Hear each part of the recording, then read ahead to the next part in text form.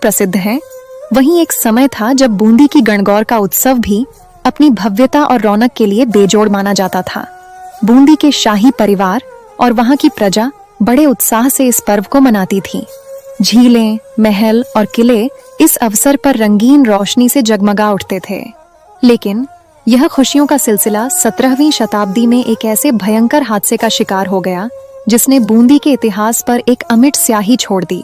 बात है बूंदी के तत्कालीन शासक महाराव राजा बुद्ध सिंह के शासनकाल की।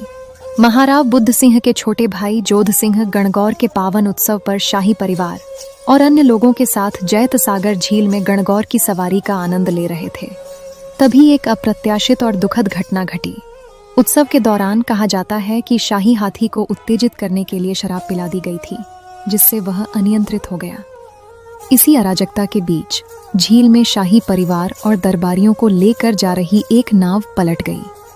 यह हादसा इतना भयानक था कि इसमें जोध सिंह स्वयं और शाही परिवार के कई अन्य सदस्य, महत्वपूर्ण दरबारी, सैनिक और आम लोग गहरे पानी में डूब गए। इस घटना ने पूरे बूंदी राज्य को शोक में डुबो दिया। इस हृदय विदारक हादसे ने राज परिवार को भीतर तक झकझोर दिया। अपने प्रियजनों को खोने का दर्द इतना गहरा था कि उन्होंने इस त्योहार को, जो अब दुखद यादों से जुड़ चुका था, सार्वजनिक रूप से न मनाने का निर्णय लिया। गणगौर को राज परिवार के लिए अशुभ मान लिया गया, एक ऐसा पर्व जो अब खुशियों के बजाय त्रासदी की याद दिलाता था। यह सिर्फ एक शाही फैसला नहीं था, बल्कि एक ऐसी परंपरा बन गई जो पीढ़ी दर पीढ़ी चली आ रही है।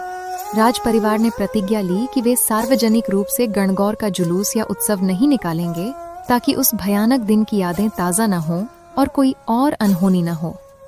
आज भी बूंदी में गणगौर का सार्वजनिक उत्सव नहीं होता, जबकि राजस्थान के अन्य हिस्सों में गणगौर बड़ी धूमधाम से मनाई जाती है।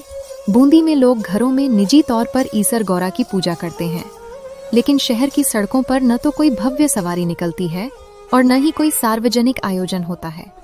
यह एक मौन परंपरा है, एक दुखद स्मृति है जो बूंदी के इतिहास और उसकी सांस्कृतिक विरासत का एक अभिन्न अंग बन चुकी है। यह कहानी हमें याद दिलाती है कि इतिहास के कुछ पन्ने कितने दर्दनाक हो सकते हैं और कैसे एक घटना पीढ़ियों तक एक पूरी संस्कृति की परंपरा को बदल सकती है। तो दोस्तों, कैडी लागी थानई बूंदी री ई अनूठी और थोड़ी दुखद कहानी